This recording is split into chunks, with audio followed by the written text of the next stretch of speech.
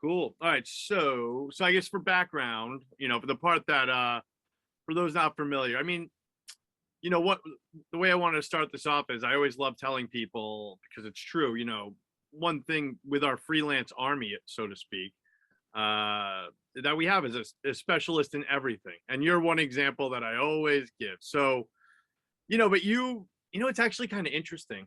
And not to get off topic. Well, it's not off topic, but I remember this one time when I was working at a commercial job at a restaurant. The guy who handled the trash, the guy who like that account, he went out of his way to tell us how much he loved trash. And you, one of the first times I met you, and I don't want to put words in your mouth. I don't remember exactly what you said, but you don't just cover the industry. You have like a real passion here. So can you just talk about that and how long it's been now and how this all came to be? Sure. We'll get into the story, but I want to know, people want to know about you. Yeah. No, so I got into this. I worked in food service for over a decade, and I grew up in Maine. So everywhere, on boats in Casco Bay Harbor dealing with the trash and on islands. And then in Boston, I did restaurants and catering, and then New York as well. And it was when I was working for a large catering company in New York. The events were so large. Like in the city? Yeah, they were based in Manhattan, but we'd go all over Long Island, all over the place. And they had what was called the sanitation crew. We'd be the first in, last out. And I learned I could get more hours and it paid better. And I didn't have to wear a tie like a waiter. I said, I'm in. And we'd work, these crazy shifts, 18, 20, 24-hour shifts, dealing with all the trash and setting up and handling all the logistics for these big catering events. And I just got curious. We'd be around the city at the mayor's house or at the inauguration or at someone's wedding. And I'm like, what do we do with all this shit? Like, why, where's it all coming from? And the rules are different everywhere. And just feeling the scale of it, like lugging the hot bag down the stairs or in the field in the middle of the night. I literally even, I broke my nose pushing a bucket of compost in the basement of the New York Public Library one night. So with that, and then just got into it, got more into city politics in New York, went back to school, went to CUNY J School. It's now called something else. Craig Newmark, right? Exactly. And needed a beat. And so I just started going to city council sanitation meetings, and I was a community reporter in the South Bronx. There's a lot of environmental justice issues, a lot of waste infrastructure there, and just got into it and talking to people and the history of it. And it connects everything. It's every possible beat. Usually there's an endpoint. We're all making trash. We're all usually not thinking about what happens to it. So long story short, moved up to the Boston area, 2016, was freelancing. Hooked up with you at one point. I knew about you guys. I was like, when I come up, I want to write. I mean, that's around when we got started. I mean, I've been doing, we'd all been doing stuff in other camps, but yeah, I mean, that's, you came right into it. And I think, this is like a real, besides just the easy trash metaphor for politics, there is a good parallel there in that, and I think we've talked about this before and how it's, it's an underworld almost. It's like people who are really into the subway tunnels, and obviously there's some overlap there, but it's once you look behind the curtain, there's no turning back. It's this whole other world, and it's millions, and if we're talking about statewide, billions of dollars. So it's going to come. We're going to talk about your latest piece, but even before we get into the original piece, can you just give a quick? Because I don't know how much of this is like me, like my remembering things wrong. So as an industry expert, what is the deal overall? And I think some people have some kind of like back of the napkin idea about this, like I do, with recyclables and China buying and no longer buying what they used to, and also maybe how is the pandemic and the nightmare at the ports impacted that, if at all? But basically, where do we stand in that regard? And I say that as background of that this used to be actually a profitable industry, right? For municipalities, like we're talking about Boston, Somerville, Cambridge here. So yeah. So my computer's doing something weird here. So, and for background for folks, if it sends up in the video, after freelancing now, my job is in the lead editor of a business publication, Waste Dive, and been with them for about 5 years, and we cover the national business of the U.S. waste recycling industry. It's like an $80 billion industry with companies and involved at every level of government. There's a whole world here, of stuff. And the situation with China was, about a few years ago, as part of their own environmental policy, China essentially said, we're going to start doing more of our own recycling. We don't want to deal with your stuff. They were importing a lot of stuff from the US, a lot of other countries, mainly certain types of plastic, also a lot of cardboard and stuff. And there was a lot of attention on the, poor labor conditions, environmental issues with what was happening over there. So anyway, they stopped taking it, upended the markets here in the US, because it's good to keep in mind, recyclables are valuable commodities. People will pay for them usually. They can be made into new things. And so over a period of years, recycling values were in the tank. All of a sudden, the contract cities had with these companies, because cities often contract with companies to do this, were not covering it anymore. The companies. So they got money. Cities used to get money, right? Yes, a lot of times. And, and it's up and down. It's like the price of oil fluctuates, it's all over the place, but at least for a while. But it wasn't seen as a burden, or am I wrong? Or maybe, was there maybe a time in the 70s or something? Because I don't want to go back 100 years. Your piece mostly starts in the 90s, but I am just curious, and I got you here. So you can go back to kind of like 50s, 60s is when it started to become more of a thing.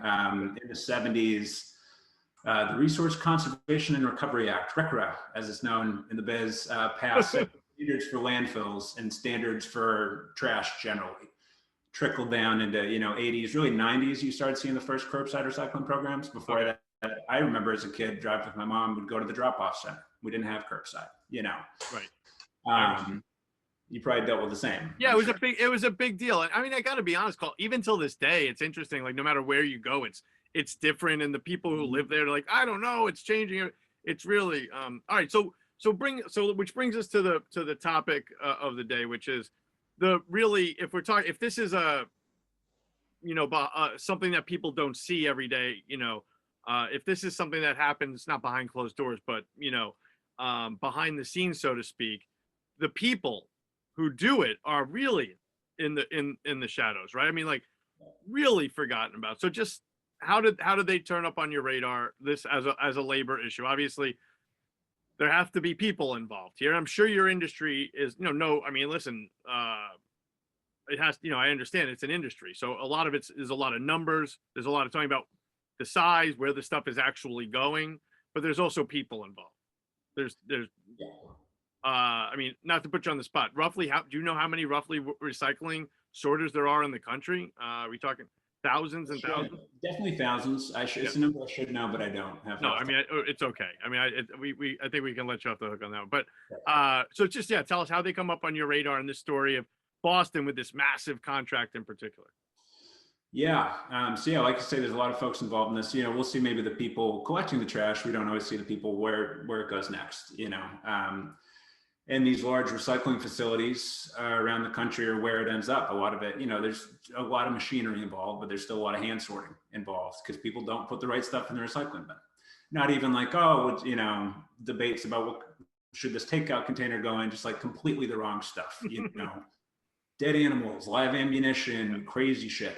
And around the country, people just throw it in there.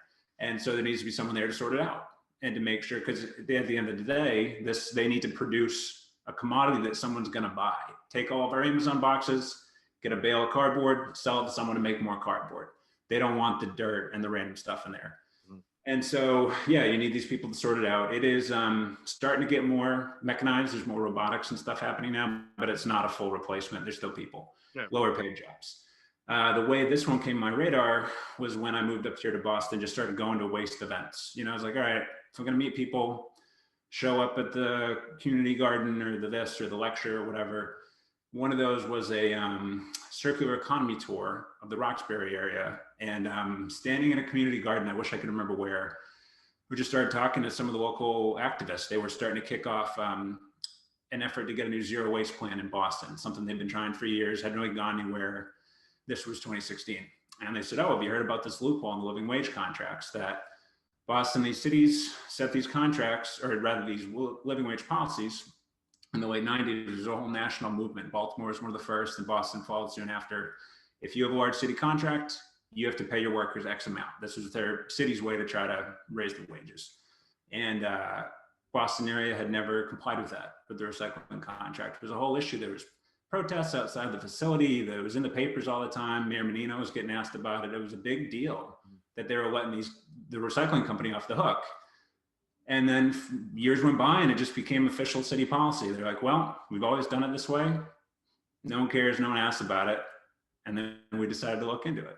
I got, this is, as your editor, I should probably push you. And I guess on like, this is just like, and because this is an ongoing story, and I don't have to push you because there's so much in here about who these people are, right? These are marginalized workers. And when I read your articles, it's like, I don't know if I was born in 79 and we're talking about, the time before me and, the 70s, 80s, just even the early 90s, the idea that like labor strife was page one. I mean, here we are in Massachusetts. I think nurses in Worcester are on the longest strike of in history, and it barely surfaces.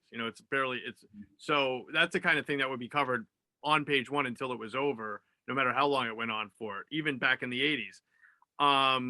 So all I'm saying is that it's just like, so how do we get to the point where the story kind of just disappears, right? And then just kind of just bring us up to date, and then we'll go over the current story. But just bring us up to date about like how often there are chances for, you came into it. Obviously your story is about activists and workers together, on the long haul. And I'll read something out of your new one that really frames that fight in Somerville beautifully. It's this very long process to get these, worker contracts improved, really. But how does that come up? Like, how does, or these things, do these things just get written in stone? Like, because here we are, it's like 10 years later and they're still not getting this. Oh, and by the way, can you just give a real quick explanation of the municipal living wage, what that is? Yeah. So no, like you say, these are folks that are not, always getting enough attention in society, right? These are lower paid jobs, usually minimum wage, slightly above. It's hard work. It can be physically dangerous, even in the best facility. And to their credit, the company we're talking about, Casella Waste Systems, they're the ones who own this facility now. They're a large publicly traded company out of Vermont. They have a decent safety reputation in the industry. They work on this stuff. They keep up their equipment, but it's still a hard job. Often folks, black and brown folks doing these jobs, a lot of turnover, a lot of use of temporary staffing agencies, because you just don't get people who want to work there that long. Mm-hmm. And also because there's so much turnover, it's hard to unionize them. Because that's something I asked as I was doing my research and talking to labor groups. Mm-hmm. This thing is right. It's just literally in front of us. It's right in Charlestown, next to the Orange Line by the community college. Picture behind me. You pass it on the Orange Line every day. Yeah, you don't see it. There's multiple union offices around the corner. Right Teamsters there. Right there. And Teamsters reps, a lot of waste workers. They're, just no one has been able to unionize. There was one drive by UFCW, I forget, like years ago, didn't work out. And just to clarify for the people out there, that the difference is those are the people, they're driving the trucks, and the exception here, and we don't have to get into all, people should read the story, they'll get it. But the difference here is these are the sorters we're talking about, the people inside the facility you see behind me, as opposed to the one. And so obviously, it's dangerous across the board, nothing, not to take away from anybody's work, but these people who are directly, with, sorting the stuff out, that's where all these injuries are. There's some gruesome injuries detailed in your first piece. And by the way, this is an ongoing series. This is why we need people's support, of course. So no, thank you for clarifying that. Yeah. So yeah, the guys, folks who drive the trucks do pretty well. It's better paid. In the sorting facility, usually not as much. Some places more than others, but it's just not. So this is where the living wage ordinance comes in, because these are each city collects their waste differently, but they need to send it somewhere. And this is how it's done across the country. Unless the city owns its own sorting facility, which most don't, they contract it out. And they have, and they make money or they don't or whatever. And these are city contracts that should fall under these living wage ordinances. At the moment, I'd have to triple check the list, but we're in like $14 to $16 an hour range, which is higher than the state minimum right now, which is $13.50. And usually other types of city contracts would be covered by this, and the city contractor would have to pay the city living wage. In this case, based on arguments that happened, 20 years ago, basically, it was all in the early 2000s, the company, it was a different name at the time, but it's the same company still, said, we're exempt for XYZ reason, complicated legal reasons of why we shouldn't have to, be covered by this. City eventually said, okay, I guess you're right. And then didn't let it happen. But there's also the big issue, right? And I'll get this in edits too. And I'd like this higher up in the Sure. current piece, and I'll put it in the edits, is that they're the only one who can handle this contract. It's massive. This is not it's such a side issue, and you're a real professional, not unlike me. I get a little emotional with this stuff because you just want to scream, why didn't the city ever build its own recycling facility? It's just a giant box. Anyway, I know, I'm kidding. I know that it's very complicated. Billions, but whatever it is, it's absurd. And and then because nobody, we're at the point in American history, nobody ever even asks, why can't the city own one bulldozer, right, for anything, right? But anyway, so that's beside the point. But yeah, there's only one company that can handle, even, tell me if I'm wrong, even like Somerville and Cambridge, right? Is there another company that can handle those contracts around here? Not easily, no. So part of it is, it's one of the largest of its kind in the country, definitely the largest in the region, very centrally located, right? It's right in Charlestown. Traffic is terrible around here, and time and traffic equals cost for a business. You don't want to be driving stuck an hour or two to go dump the truck and come back for more. So this is where everyone goes. There are other companies in the region that bid occasionally, but the closest is, 40 minutes an hour away, Peabody, Avon, other areas. They're just not convenient for Boston. Gotcha. Somerville got close to talking about building its own facility, never got out of the Board of Aldermen. We're talking like Capuano administration is a long time ago. Boston every once in a while talks about it, like, oh, it would be nice if we could do that, but these are, tens of millions of dollars that you need to get together to build one of these things. And where are you going to put it? It's just kind of too late. And so this is the only game in town. These contracts come up every 5 or so years. There can be extensions here and there, and this is the opportunity for the city to enforce its policies, including living wage. Oftentimes, there's only a few bidders. In the case of Boston, a few years ago, there was one bidder. They had no leverage. This was it. And in the meantime, what the current story is about is some progress, right? So people should read it if they want to see exactly how much it's. Actually, let's talk about it, because I need you to explain something to me. So now we're in edit mode, and don't worry about the wall here. And I mean that's with all due respect to all readers. This is what you want. This is what people allegedly want. I don't know why people want to see the repertorial process. It's like, but that's because I do it every day. So here we go. So, okay. So for everybody though, for everybody's understanding. So you write, under the new system, workers involved with the contracts are now being paid Boston's living wage rate of $15.87 for 20% of their time. Now, and then Cambridge's rate is of $16.65 is applied 5% of the time, along with Somerville's rate of $15.46 for 3% of the time. Now, it's okay if it's not nailed in my brain, those numbers. But what I am curious about is, so at these facilities, they're not doing only municipal work. Correct.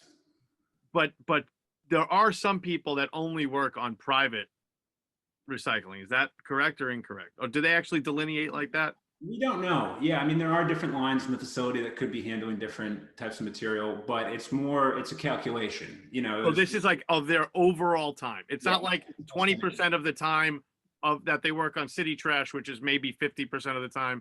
This is. Thank you. Yeah, my understanding is this is their overall time, because yes, it does that, and that is what we've been led to believe. All right, so I'll put a note to like overall, make sure we're just really clear about that. Yes. Because I didn't even question it until you do get into a little bit more detail later. No, it's a good point. Yeah, because part of the time it's on city contracts, but part of the time it's on just random stuff from like a restaurant or whoever, or anything that doesn't fall under a city contract, which is a lot of stuff.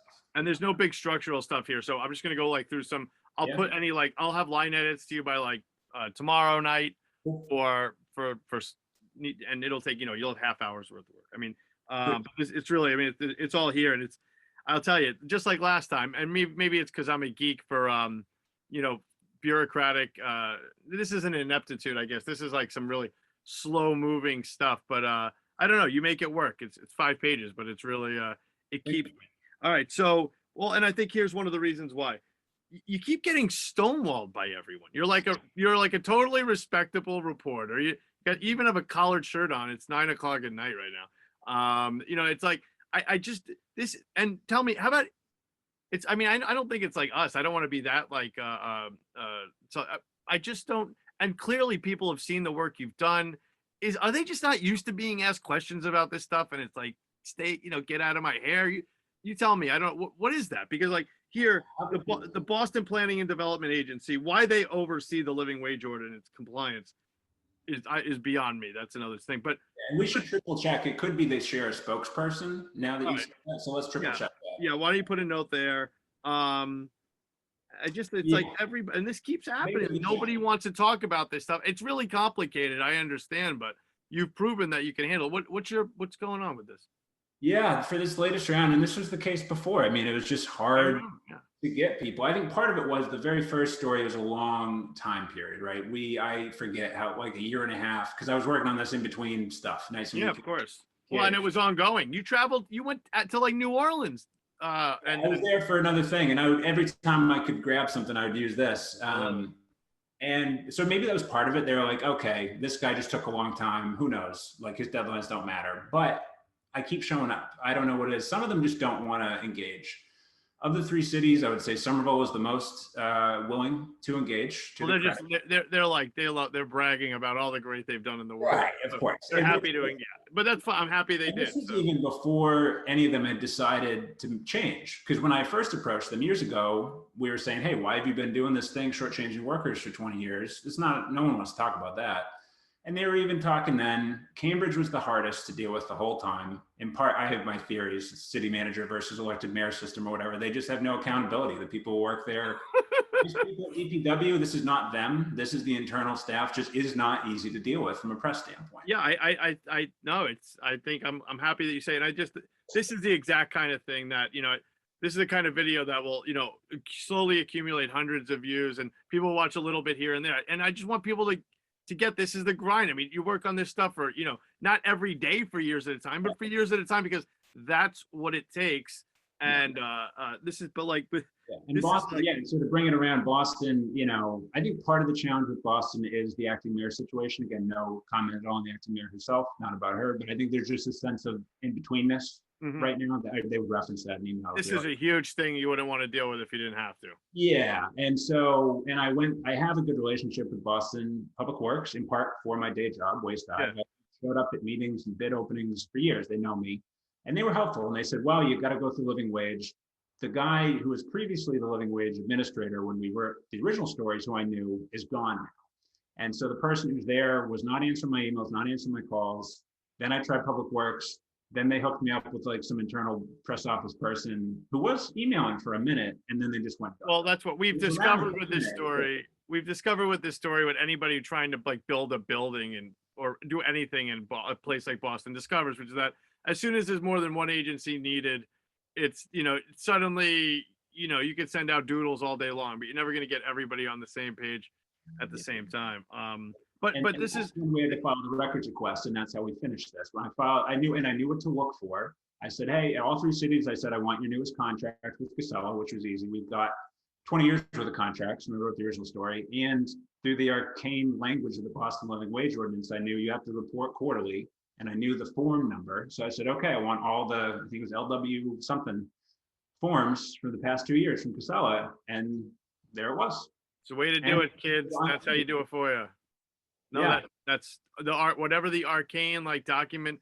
Sometimes they screw themselves, the bureaucrats, with that kind of stuff, because it's like, all right, now I know it's form LW23, and I need all of them. Yeah, we got it. With 4 workers' names, everything, stuff that we don't plan to publish. But that's details. Yeah, it's so funny. Like it shows how full of shit they are. You don't have to agree with me. Just me talking. When with other stuff, it's like. This is the kind of, when it's something like this and you come out of nowhere, they don't want to be bothered. And then when they are bothered, they can't even be bothered to redact. But when I come for something about the police, it's like I'm some big evil journalist coming and everything has to be blacked out. And here they're giving away, license plate, it's just insane. All right. So, the top thing on the second page there, the most recent reports available, I'll put a note in there. It's just a little confusing about, we might not need to know about the full-time thing. That comes in later a little bit. Most earning 14, the vast majority were temporary work. So you're saying, or maybe I think maybe we're going to break it into just 2 sentences. I'll put a note, but I just want things like that.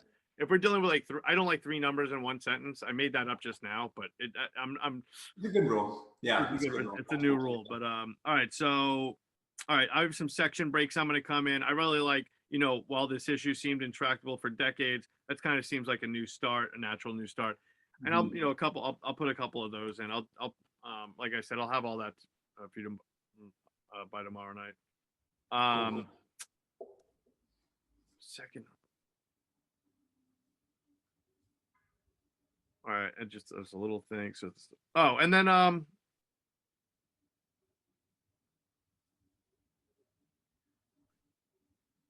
I think the money thing is okay. So the money thing, really, when I finally just kind of simplified it, it's kind of like, it's simple. Like, everybody's willing to do this. So, I mean, the cities end up shouldering the burden, and I think that's fine. I think, you've been fair to Casella, and I think it's kind of an interesting saga, because Casella is just really they're not the bad guy. They're just kind of the big player. They're the giant elephant in the room here. And it's not like it matters one way or the other. We're just kind of reporting this as it is, but like, it's really it's an interesting thing. So, but my point is that maybe let's just telegraph a few things more up top. So let's just that kind of thing about how they're the only, I'll put it in the notes, but basically, like, a lot of this comes down to money, and that, where's it going to come from? This equates to roughly.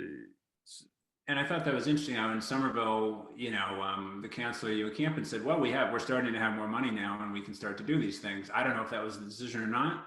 Right. But it's interesting, at least for Somerville's case, having lived here even for 5 years, it's true. Stuff's really picking up. There's gonna be a ton of new development and tax money, and maybe they weren't in that place 20 years ago. Not to say I was right or wrong, but it's interesting. Yeah.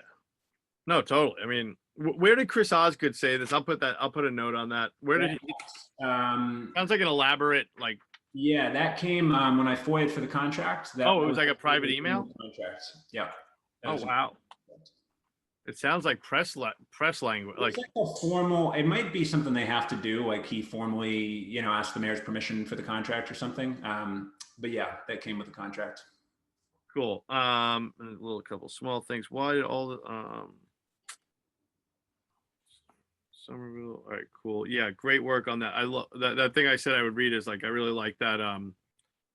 Let's see, just the way you showed how it happened in Somerville. They pledged to make the change when the contract came up, and now it's happening. We're just kind of showing the progress there. Okay. Yeah. No, props to Somerville Public Library for helping me with the microfilm a few years ago. Go read the old version of the Somerville Journal when it used to be a substantive newspaper. It was very helpful. A lot of great. Oh yeah, all librarians everywhere. Any reporters watching this, that don't forget it. That's that's where that still exists. That's still something you should use. All right, so yeah, I want you to, so you have this line toward the end here. This is on page 3, actually, halfway through. These days, the discussion around applying higher rates only to certain municipal contracts is less prominent, and the recent decisions to end the exemptions receive next to no attention. Yeah, so just kind of give us more of the gravity, and I'll put a little note up top. I just want to hammer that down. Mm-hmm. You do a good job of kind of like laying it out for regular people with just explaining about who this is that's doing the work and everything. Let's just kind of get the magnitude of it. Mm-hmm. Many of these full-time, because let's see. I mean, basically what I'm saying is just like,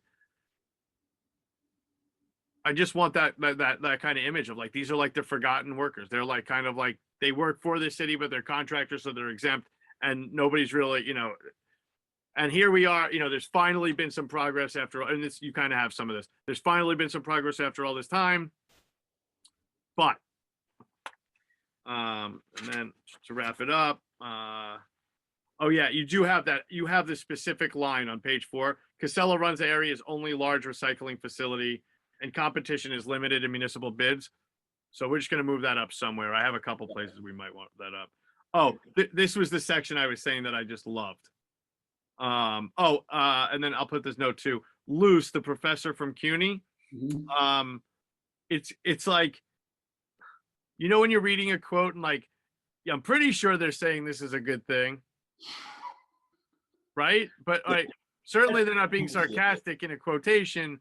But let's just get even like 2 sentences said, in between, like said Luce, who thinks this is a good thing or whatever it is. Yeah. We don't want to mischaracterize, but I just since it's one of those, not a divisive issue, but since there are kind of like the contours to it, I want to make sure that we're just clear. I think we could certainly call her a supporter. She's very pro-labor, and yeah. Oh, cool. Excellent. And then I just want to read out loud that paragraph that really is just: support for a living wage ordinance in Somerville was advanced by local activists at various community potlucks and a Labor Day picnic rally in Prospect Hill Park during the late 1990s. It took nearly 2 years of debate for the then Board of Aldermen to pass the policy, making it a topic in the 1998 congressional race and 1999 municipal elections. When the law was finally signed in the summer of 1999, Somerville was the smallest city in the country with such a policy. Soon after, it also became the first local city to grant exemption for its recycling contract. That's a lot. You cover a lot of ground in one paragraph. Now that I think of it, I'm probably going to end up going through this tonight just because it's fresh in my head. Sure. No, and same, shout out, like I said, to the library, also to some of the local activists I was able to track down through word of mouth. They had, a lot of folks had binders with clippings of local papers, and one lady even had like emails organizing some of these meetings and stuff. Wow. Helped tie it together. For the real diehards, we have our internal 10+ page timeline that with all the references and the clips, and that's what it took to put this together, to really figure out how and why this happened. And Board of Alderman minutes and stuff and all that over the years.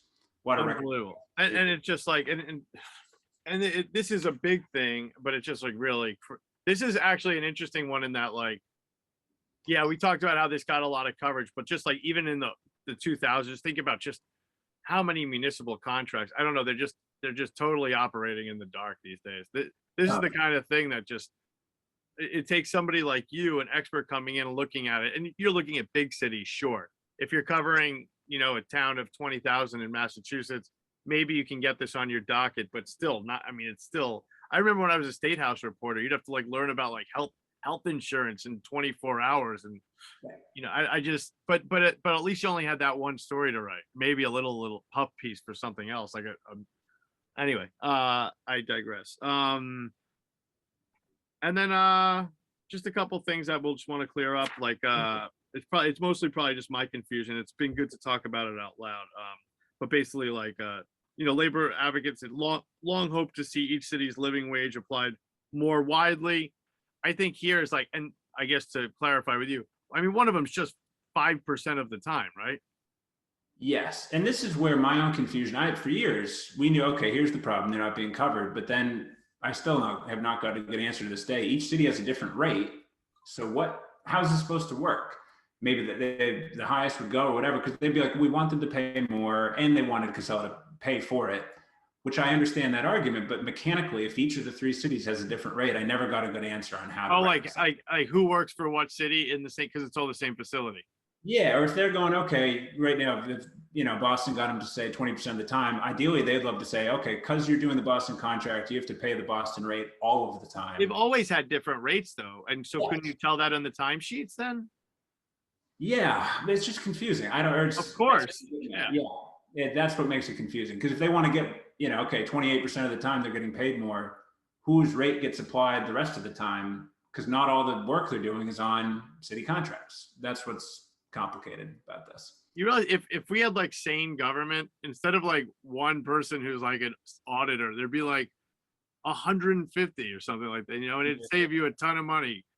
So be it. Oh well. All right. So listen, man, you were ready. This is great. I am gonna do this. I'm gonna, because it's just fresh in my head. I might even not like I'm gonna really be editing the videos, but put some wording and stuff like that, just to get them ready, because or else I'm gonna end up with like backed up with a ton of them. That's gonna be a lot of editing. Yeah. But yeah, this came great. It's just a great, it's a meaty update, but it's an update nonetheless. And and I gotta say this, we have a couple examples, but the stick to itiveness with this, you've been on the case for a while, and it helps that I wish that more of our reporters could have some kind of like arcane beat that they're actually have a paid gig with. But some do, and certainly reporters like you are the kind of reporters that people don't always realize are out there.